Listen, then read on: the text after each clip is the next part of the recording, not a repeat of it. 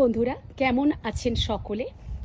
এই দেখুন, আজকের আমি চলে এসেছি আমার বাগানের ঢ্যাঁড়স গাছ নিয়ে।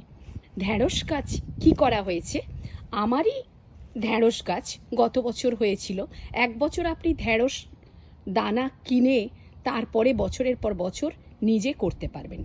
এক একটা গর্ত করে এক একটা জায়গায় ঢ্যাঁড়স গাছ দেওয়া হয়েছিল, আর সেই ঢ্যাঁড়স গাছ এখন বড় হয়ে গেছে।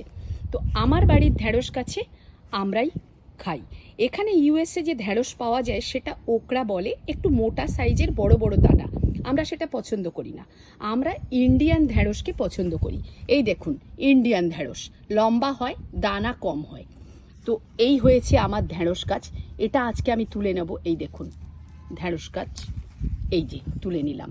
এই রকম ঢ্যাঁড়স গাছ হচ্ছে আমার বাড়ির মতো, খাওয়ার মতো করে আমার হয়ে যাবে। সকলে খুব ভালো থাকবেন, সুস্থ থাকবেন।